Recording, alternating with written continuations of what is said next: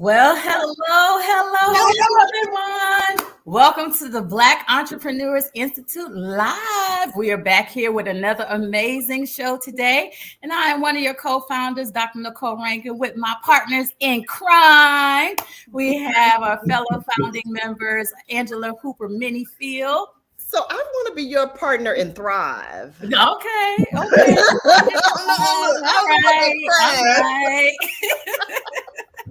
We can do that too. Angela says she don't want to be part of no crime. Don't cry. Look, y'all know the C in me. I got to follow the rules. Right. Anything happy, be like, remember she said Angela was her partner. And then we also have Damian Johnson. Hello, everyone. Welcome to the show. Awesome. And I think Cedric LaFleur will probably be joining us, but if not in his absence, we'll hold it down for him tonight. So we're excited. How you guys doing tonight? I am excellent. Look, I saw Damian's mouth. I am really good. Mm-hmm. I just feel like I am in this zone.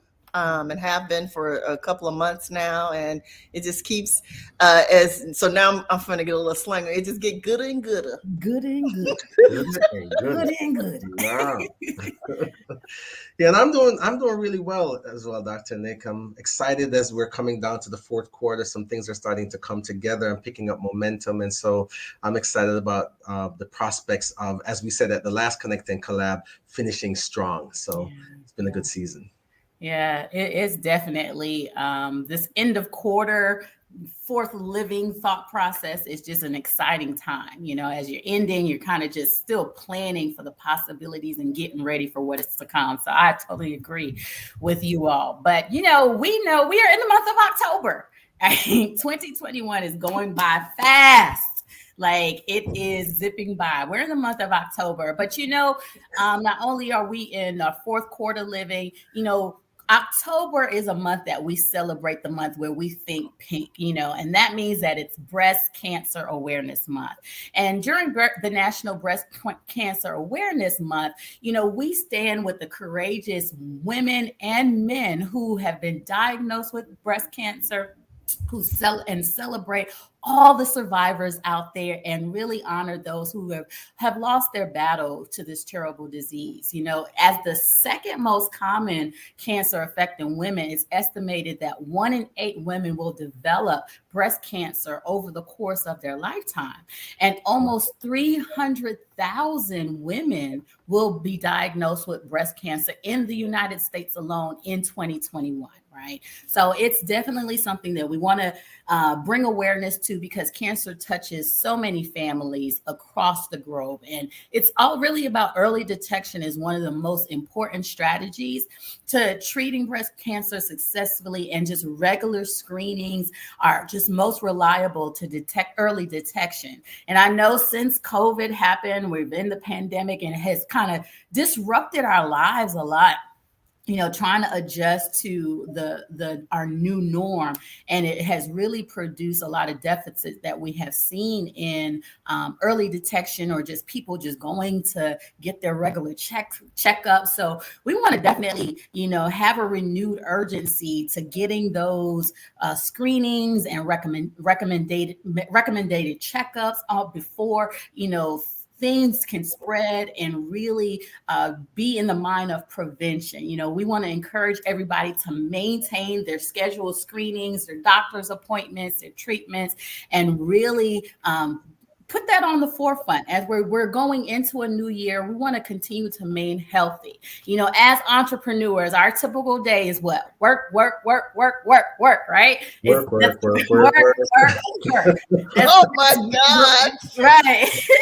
That's what we do, but we really have to take time for ourselves. We really have to take time to just tune into our bodies. And, the journey of entrepreneurship is hard, with personal relationships and balancing everything, especially those who have families and friends, and just really trying to to put it all together. But, we have to do our best to balance the business of entrepreneurship with the demands of our home, our life, and really our own health. So, just in thinking that thought, I seen, like Angela, I seen those new pictures of you getting it in, get the sweat glistening, so how are you all balancing just the life of being an entrepreneur and just your own life at home and on your health as well?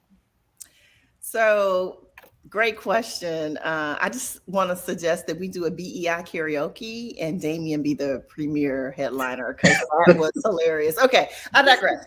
So you're exactly right, Dr. Nick. I have definitely been more intentional about my health.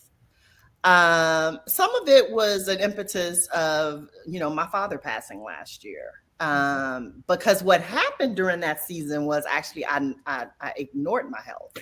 I'm so busy taking care of everybody else. And then you added on still trying to, carry the business on my shoulder and everything else that came with it. And I was just, I had some days over the last 12 months that I literally was like, I don't know if I'm gonna make it till tomorrow. Like my body, will it keep going? And so coaching myself through that, I even asked myself, how did you get here?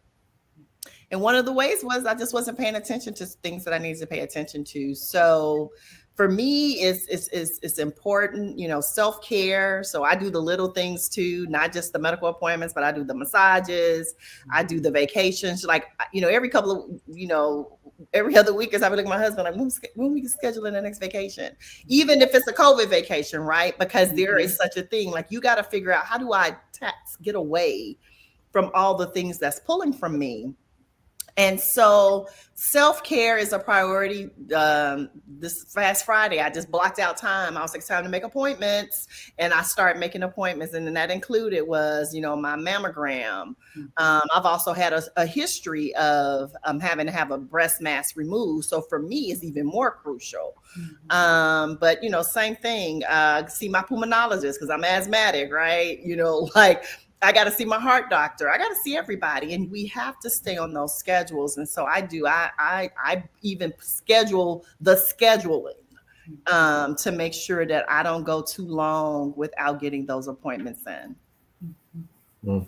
Yeah, Angela, that's so true. It's funny, Dr. Nick, not funny, but interesting that you opened the show talking about breast cancer awareness, because one of my closest female friends just within the last 3 weeks to a month was diagnosed with breast cancer and is going through the chemotherapy. So I think this idea of the importance of self-care and valuing your health and making your appointments and doing all the things that are recommended and required to maintain good health, it's in the forefront of my mind. And especially when it comes to cancer of any sort, especially breast cancer, early detection is the key, because the survival rate for early detection is much, much greater than, when you're at stage 3, let alone stage 4. And so your question was around,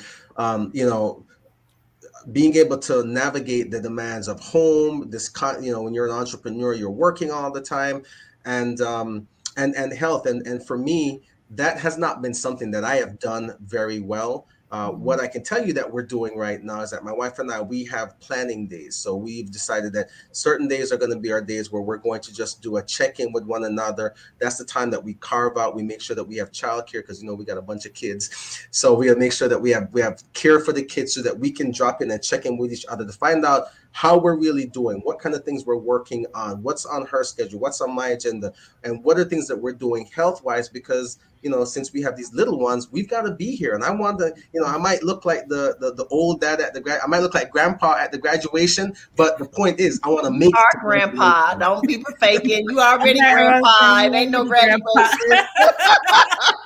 You see, I can't take y'all. I just can't take y'all. Oh, so we gonna act like that? Really? Look, I'm a grandma, man. You in good company. You in good company.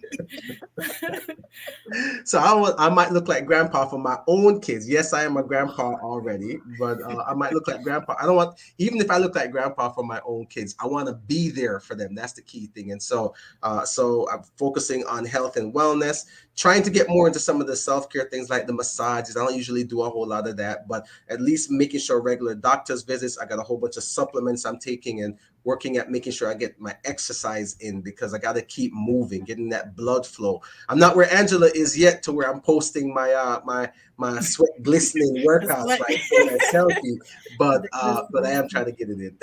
But you know what? That's accountability. That's why I do it. Mm-hmm. There are certain people that I told I would do it, so I got to be accountable. So sometimes I text them, but I take a picture every day after I finish working out. You go through my phone, you'll see a picture of me every day. Mm-hmm. And even on Sundays, which is supposed to be my off day, I still work out, because for me, consistency matters. And skipping a day, if I skip Sunday, it's harder for me to do it on Monday. So I work out on Sundays. Maybe it's not as challenging as the workout I would have done another day of the week, but yeah, for me, it's about accountability. Accountability plays a big role in pretty much everything that I do. Yeah, I agree. And I mean, this is something that I used to be like very active, and I'm trying to get back into that mode. And I started, dancing and doing my trails. I used to be that mountain climber at the top of the mountain, most of the weeks climbing a mountain. And so it's easy. It's hard. It's easy to get out that routine, but it's hard to get back. But again, like you said, Angela, it's consistency. And we definitely have to do what we need to do to take care of ourselves. We say it's cliche, tomorrow is not promised, but like that phrase, we have seen that it's the truest phrase ever, right? And we have to do what we need to do. And successful businesses are built on a variety of assets, but the most important asset are people, right? So, we are key people in our business, and without you, it can have a devastating effects to our family, our business, and everything that we're associated with. So, you have to, this is just a critical thing. Definitely wanted to bring emphasis on this topic for this time. And I am, as fellow business owners, again, it involves so many crucial things that we need to do. And thinking about, if we are no longer here, what happens? What happens to our businesses? What happens to our assets? And most importantly, what happens to our legacy? So I'm excited that for our guest tonight, that he's going to share some insight on some of these questions that we have. So I'm excited to bring our guest on. Today we have Greg Palmer, and he is the president of GPI Financial Services, and that's an independent insurance risk management agency founded in 2003. And Greg holds a Bachelor's of Science degree in marketing from Roosevelt University in Chicago. All my Chi-Town people out there. He's a distinguished Toastmasters as well, and is the past district director of District 14 Toastmasters. And he enjoys teaching at Boulder Crest Church of Christ, the adult Sunday school class. And his hobbies are basketball, acting, spending time with his family, and being a percussionist. So his favorite scripture is 2 Peter 1:7, which says, "For God has not given us a spirit of fear, but of power, love, and a sound mind." So let's welcome to BEI Live, Mr. Greg Palmer. Hello. Hey, how are you? We're doing great. So great to have you. My pleasure.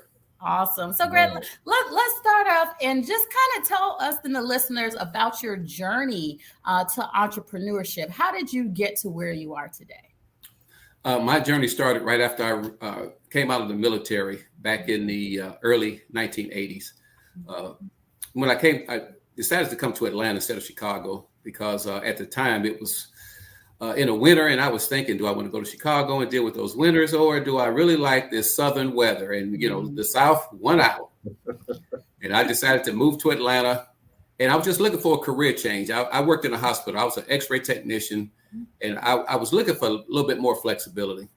And I got a chance to talk to some guys that were working at an insurance company. So I went out with them, And I kind of like the feel of it, having your own schedule, that type of thing. So I got involved with the insurance business in, I guess it was about August of 1980.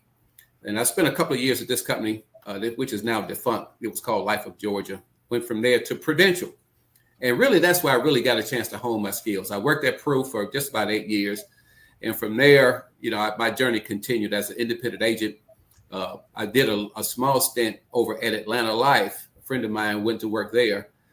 And after Atlanta Life, I decided to open my own agency up. So in 2003, that's when I created GPI Financial Services, just to kind of target small minority business people, and just started working with them. So from 2003 up to right now, that's kind of where I've kind of honed my skills and kind of focused my attention, is working with small businesses. That's great. I love how you said you started and you had your focus, right? So we talk so much about niche on this show. So as a small business owner, and particularly being minority owned, why your business? So tell me a little bit about what exactly separates your business from other businesses in your industry that would make me say yes. Well, the thing that I discovered coming out of Atlanta Life, which was so interesting, was that to me, Atlanta Life was like Black Wall Street. I was the head of marketing throughout the continental U.S. So people were always coming to Atlanta Life with offers, with deals, with opportunities, and it would just amaze me at the people that would come to us. So that really had me to focus on really working with business people, because what I found was that minority businesses, we don't have misinformation. We don't have any information. Say that again. It really surprised me at all of these opportunities, but we weren't prepared for them. Which stuns me. It makes me scratch my head when I see people go on Facebook and these other places, and they set up a GoFundMe account to start a business, and I'm like, no, I think you really need to have a business plan, before you go set up a GoFundMe account, because who knows you? I mean, do you have a reputation? Those types of things. But working with small businesses was a passion starting in 2003, just because the fact that I was able to go down there for a brief stint with Atlanta Life, because to me that was going to be my dream job. I just had so many visions of what we could just set things off and make it like a Black Prudential, a Black New York Life. But unfortunately, we had people that would sleep at the wheel, so we never got that thing going. So that's when I decided I better step out on faith and go at it, and help these business people to really set these businesses up for success. Wow, I love that. Gregory, you mentioned, and I think it rang very loud and clear for Angela and I, about how many minority businesses have no information. And so, since you are an insurance professional, talk to us about what are some of the things that entrepreneurs need to know about having insurance for their business. Well, the first thing we lead off with, and I would say for our community, it's like an epiphany. It's like, wow. But for the majority business owners, these are basic concepts that they put in place when they get started. The first thing I suggest to people is, you are now an entrepreneur. You're on the high wire. Unfortunately, if you're a full-time entrepreneur, you're on that high wire and you don't have a safety net. If you're working a job, most likely you're going to have a safety net. They're going to provide benefits in the form of, health insurance and disability, those types of things. But as a full-time entrepreneur, you're on that high wire. So all of those benefits have to be created by you, the entrepreneur.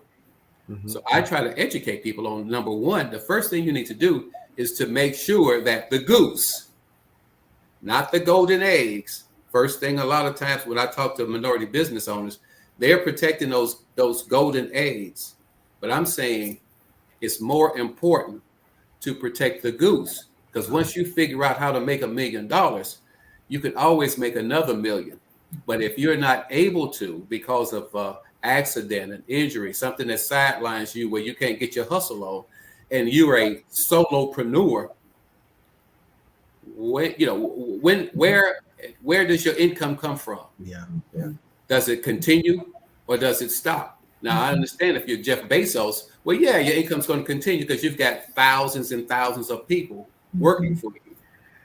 You know, remember the concept, 1% of 100 people rather than 100% of my own efforts.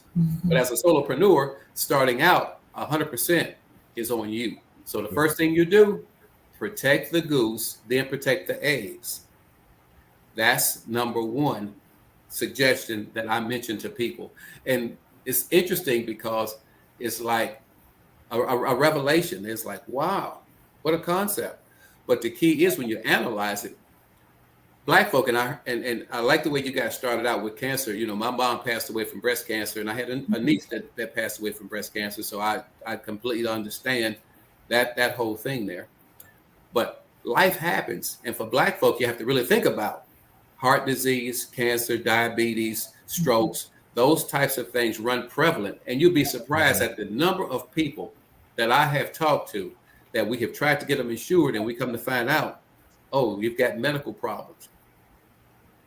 And to me, it's important. You guys talked about health. And to me, health is wealth.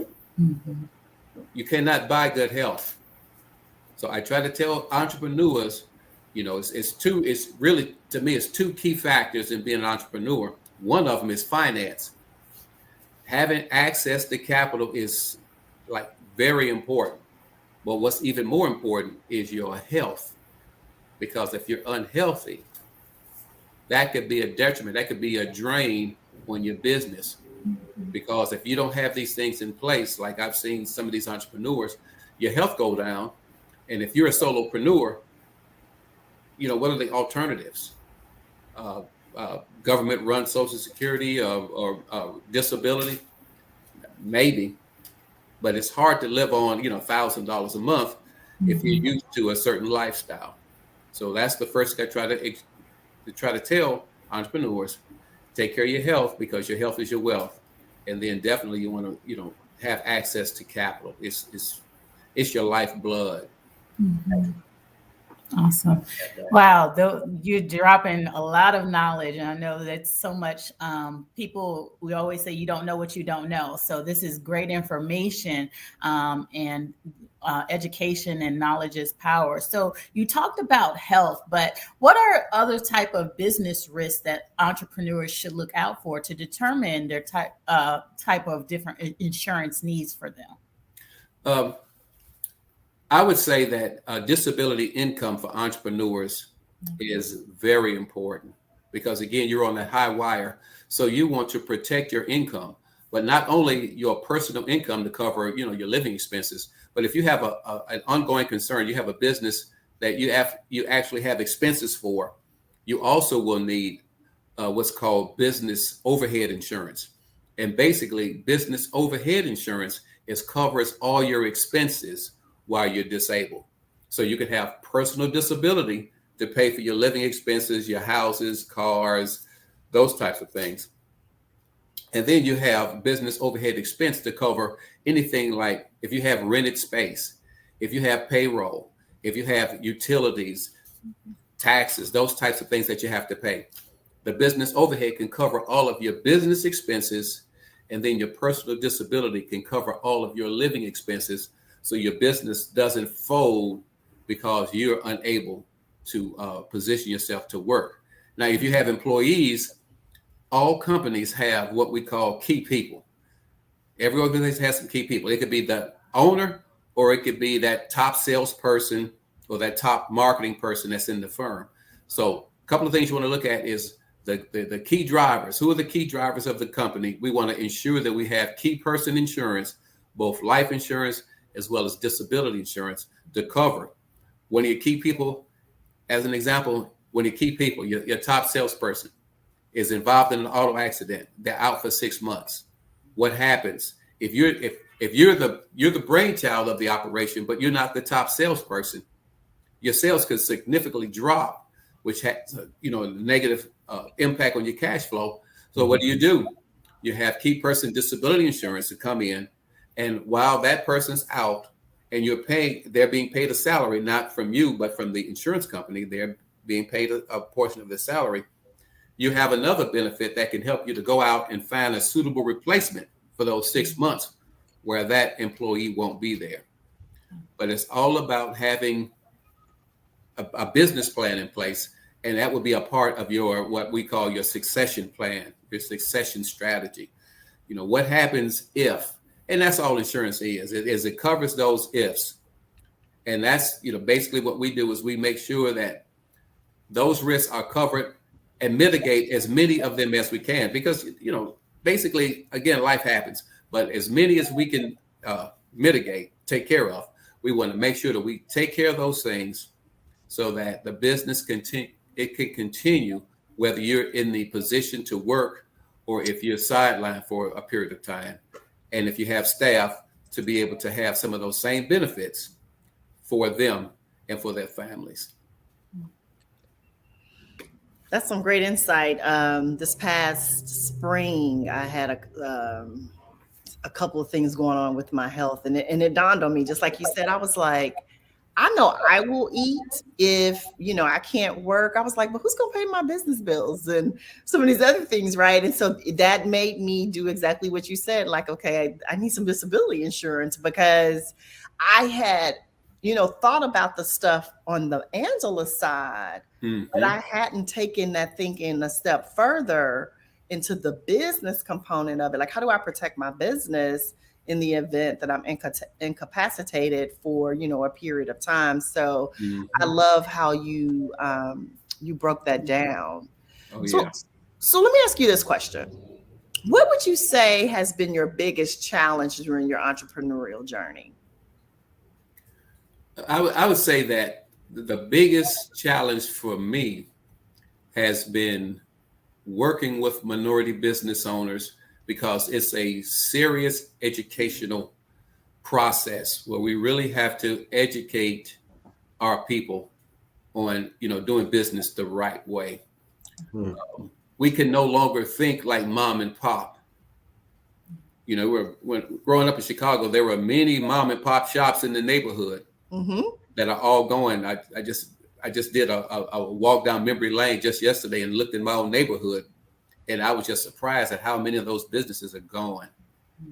So I would say that, for entrepreneurs is really understanding how business is done and setting your business up the right way so that you look just like any other corporation in the United States. So when someone goes to Dun & Bradstreet, Experian, they look at your business, they can't tell. If you don't have any photos of yourself, they can't tell if you're a minority business or not, because you look corporate.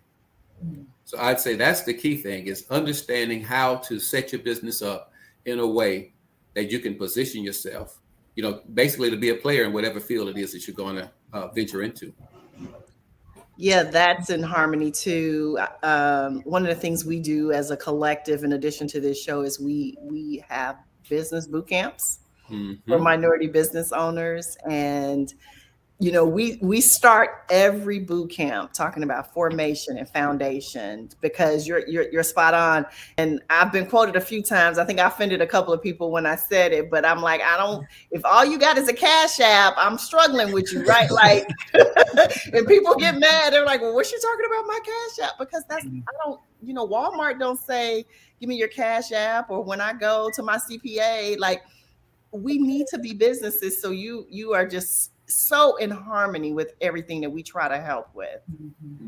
Oh yeah. And I've always believed that whatever foundation you lay your business on, that's going to be your foundation. So if you're going to lay your foundation, make sure you lay it right, because if you don't lay it right, you're always going to have to go back and redo something because you didn't set it up the correct way. So I'm in total harmony and total agreement. Set it up the right way. And when you say Cash App, I'm like, do they even have a business Cash App? I don't know if I've seen it. I mean, no, they're using Angela $, Cash App me, It goes Cash App, all the other ones, they go directly connected to your personal account. Yeah, I mean, because now, I mean, we use Zelle a lot. Zelle. Mm-hmm. Yeah, I have clients that like to use Zelle as well because too they don't have to pay the fees and all that, which I support too. Like if we can keep that fee money in our accounts, that's great too.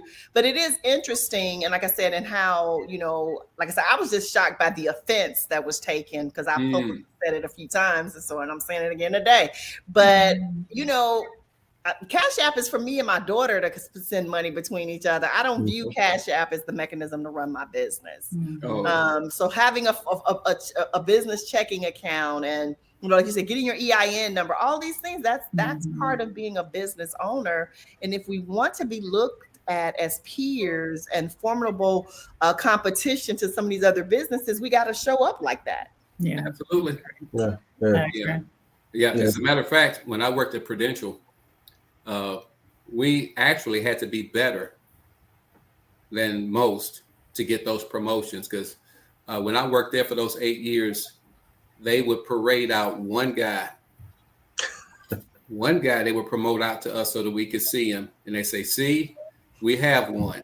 And he was the head of HR, and I was like, "Oh wow, gee, why not finance or operations?" They would bring him out. Here's our HR director. Give us a round of applause. And even to this day, when you look at the insurance industry, it's you see all majority faces. You rarely see a minority face in the upper echelons of the insurance business. So I take that as a personal challenge as well. Oh yeah, they a block from me. Their headquarters here in New Jersey, literally, and I see it all day, every day. Oh, absolutely. Yeah, you're spot on. Yeah, and the interesting thing is that it's not even just isolated to the insurance industry. In many industries, we see that there's not adequate representation of minorities in senior leadership. But I love this conversation that we're having, Greg, because when you're talking about laying a foundation and having a real business and not a side hustle.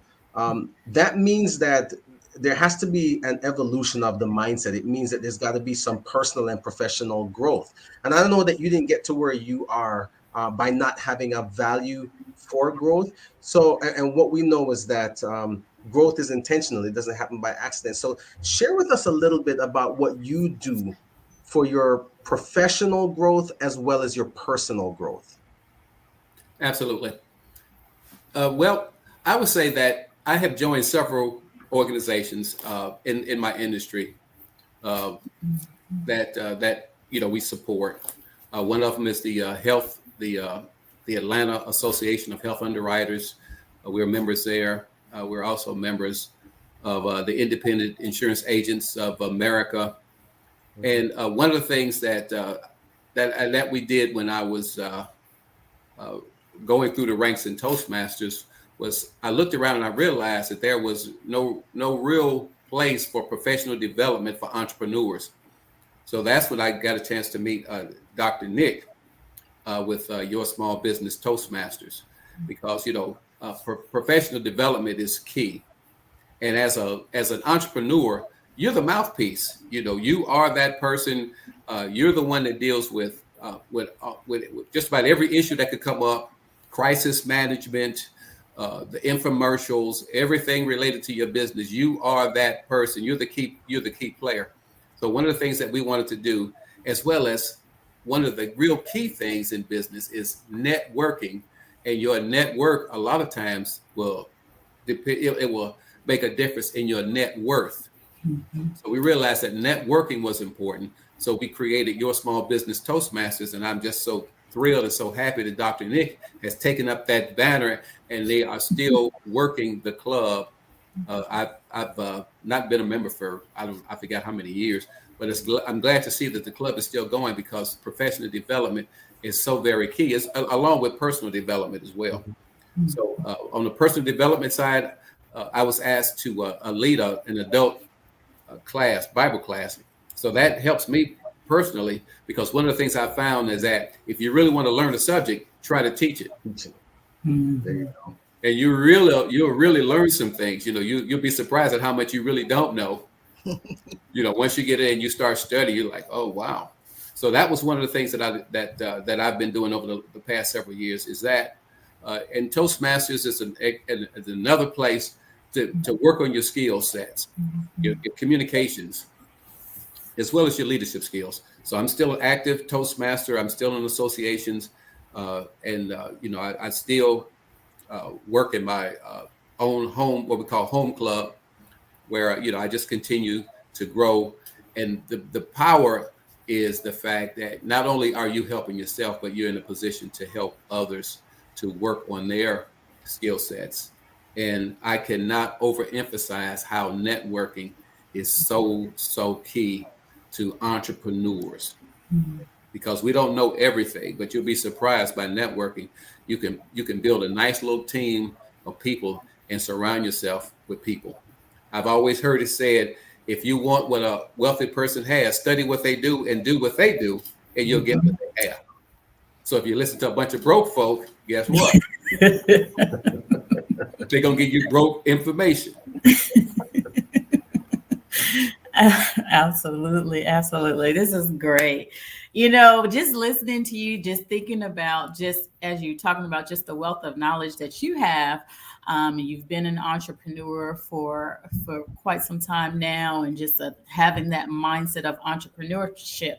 So many times new entrepreneurs come along and really just give up and kind of throw in the towel too soon. So what advice would you give someone right now who's questioning whether they should give up or not in their journey? First thing I would say is, are you really passionate about what it is that you're doing? In other words, would you do it even if you weren't going to be paid? I have people ask me all the time, Greg, when are you going to retire? And I'm like, when I can no longer talk and walk. That's when I will retire, because if you really enjoy what you do, it's really not work. So the first thing I would say is that, are you really passionate about it? And for small businesses, it's typically going to take a small business 3 to 5 years to be successful. I mean, you look around and sometimes you'll say, oh, that person was an overnight success. But go back and study. Go back and look at them. And you may see them as a millionaire, but doggone it, it might have taken 10 years, 12 years. It may have taken a lifetime. But all you see is the finished result. You don't see all of the things that they had to go through to get there. So you have to have thick skin. You have to have tenacity. And as an entrepreneur, again, you're on the high wire. So you have to surround yourself with like-minded individuals so that you can survive. And again, as an entrepreneur, you have to have access to capital. I mean, that's one of the killers in a small business is the inability to get capital, because sometimes you might have to float for 6 months. Do you have enough reserves? Do you have enough access to the capital to keep you going until you get that big account, until your numbers start to go up? It's so very key in entrepreneurship. And the first thing you really have to do is you have to make sure that you have a plan, but not only a plan, but you also have to consider what if. You have to have contingency sometimes. It's not always going to work the way you see it. Sometimes your journey might have an exit ramp that you wasn't expecting. So you have to exit off of that ramp, and then what? So you have to always have contingencies. You see people that have tried things. I think of I think Alexander Graham Bell, where he tried the light bulb so many times until he figured it out. And what did he say? I found 1,000 ways that it didn't work. Right. But I did find the way that it did. So sometimes you may have to go through some things. Folks always say, why me? Why not you? Sometimes there's a lesson in there for you to learn, but sometimes there's a lesson in there for you to teach someone else to learn. And finding yourself a mentor as an entrepreneur is invaluable. Someone that you can bounce things off of, definitely important. And especially if you could find someone in the industry that you're planning to go into, if you could just like be that fly on the wall. If you could just watch and listen and learn and ask questions, a lot of times that can also help, during your entrepreneurial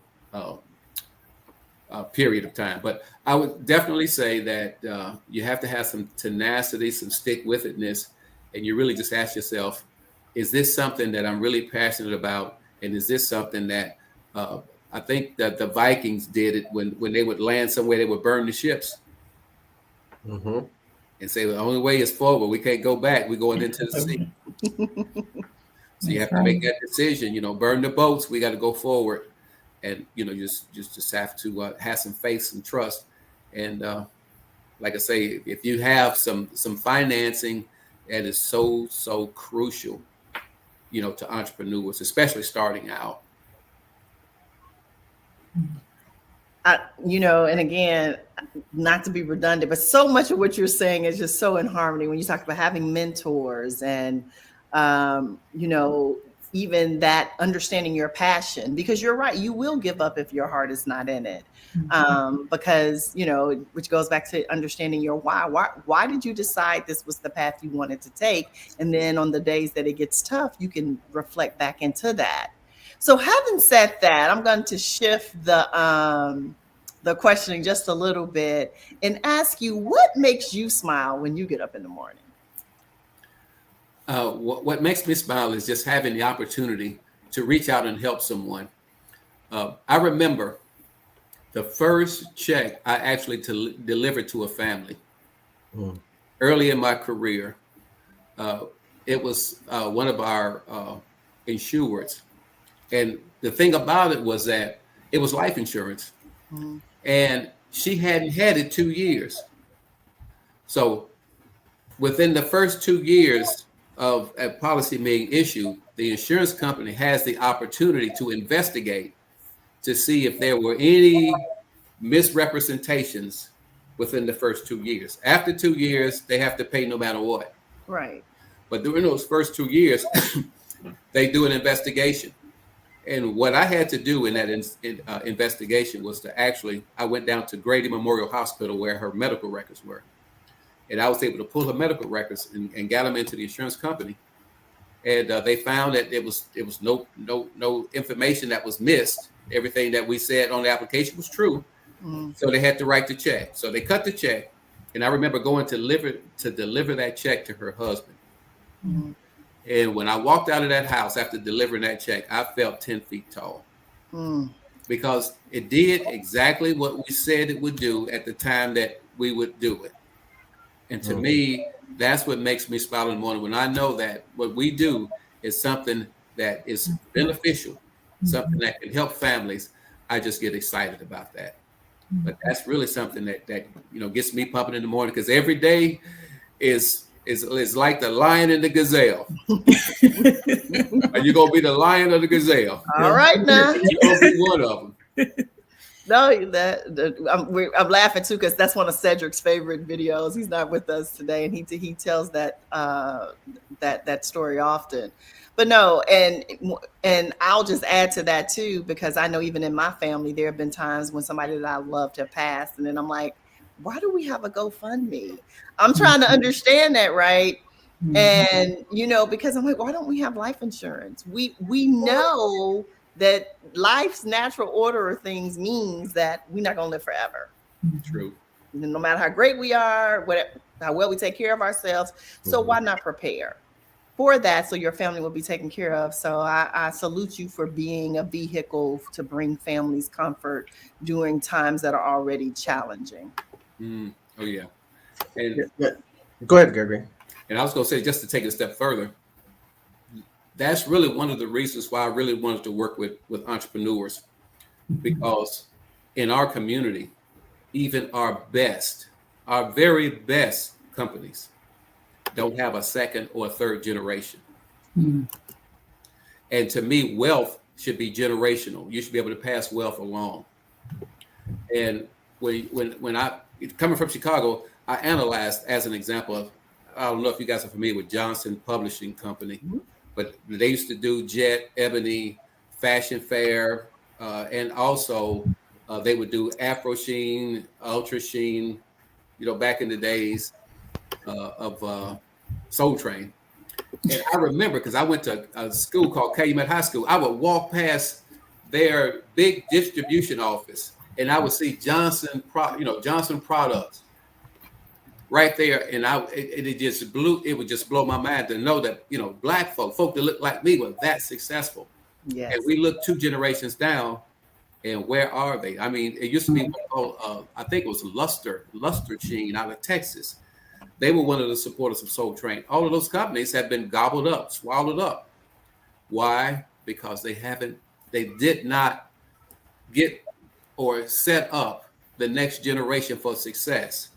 That's why we always love to talk about generational wealth, passing that wealth along. And a lot of times wealth isn't just financial. Wealth could be other things. It could be this type. Some knowledge where you're passing that particular knowledge. But that's one of the things that really got me to focus on small businesses is the fact that, we need some second and some third generation businesses. And to me, that's some of the things that the products that we provide, they can help to, sustain those types of things and keep that generational wealth flowing. Because think about the spending power of African Americans in this country. If we were a country, just think about the economic power. If it was all just focused like a laser, if we can focus that, like some of the other folks do, like the Jewish folks. I mean, they focus that money, and if we could focus it like that, we would be a force to deal with, and we wouldn't have to ask for jobs. We would be supplying jobs. Right. But it's all about education. Wow. So true. Gregory, you have just been dropping nothing but just bombs of wisdom. I mean, even from the very beginning, you talked about how important it was to lay a solid foundation and have like a legitimate business, and which begins with having a business plan. And you talked about how important it was to protect the goose, not just protect the golden eggs, right? You talked about the importance of having a mentor and about being able to surround yourselves with the right people. I mean, just so much wisdom. I think we're gonna encourage our audience. You need to watch this show again and evaluate it. Make a checklist of all the things that Gregory talked about, and look at where your business is in relation to some of. Do you have the insurance in place? Have you put the structure in place for your business? I mean, so much goodness and so much wisdom. So Gregory, I've got to ask you this question, because this is an opportunity for you to give a shameless plug. How can our audience learn more about you? Where can they find you? How can they follow up with you if they want to get more information and more guidance and want to be able to absorb some of the wisdom that you've shared directly from you today? Our website is www.gpifinancial.com. We're also on just about all of the social media platforms, GPI Financial Services. We're on Twitter, LinkedIn, Facebook, Pinterest. We're there. Google. We're also in there, and definitely feel free to reach out to us. Whatever we can do to help support, we are here to support all businesses, all individuals. We specialize in working with businesses, but we also work with individuals as well. So feel free to reach out. We can answer any questions, anything like that. We've been more than happy to do that as well. But I definitely appreciate the time spent with you guys. It's been totally awesome. And I just appreciate what you guys are doing out here in the community, because education is the key to our people being successful. No, we appreciate you coming on. Yes, definitely. Thank you so much. It's a good, one of the things you mentioned, and just to kind of, wrap it up. Every time we bring guests, you talked about when you teach something, you learn it better. We learn better too, right? While we are, the founders of BEI, and we try to help other people, it gives us an opportunity to do an inventory and assess where we are in our businesses. So we're growing in front of you, everybody who joins us on a weekly basis, and trying to model the right way. And so again, thank you so much. Now, Greg, what you tell me I could call you, because we kin people in our mind, right? I don't have to call you Greg. I got to throw that in, right? Look, right. You can call me Reggie. You can call me Greg, Gregory, GP. We answered all of them. I like GP. That sounds like just good people, right? Yeah, absolutely. Right? I love it. So it's been a pleasure to have you here again. And so before we sign off, just a reminder, our boot camp, our next boot camp for 2022. We are done for 2021. We are in the final boot camp of 2021. If you want to enroll, just go to our website at www.blackentrepreneurinstitute.com/enroll. Also, Connect and Collab. We're having the final Connect and Collab. You heard Greg talk about the value of networking. And so we want to amplify that and let you go out in 2021 with the energy and the connections that you need to turn your business the way you desire it for 2022. So again, thanks for watching. Until next week, everybody, take care. And remember, we are here to help elevate both your mindset and your money. Good night. Hi, guys. Bye-bye.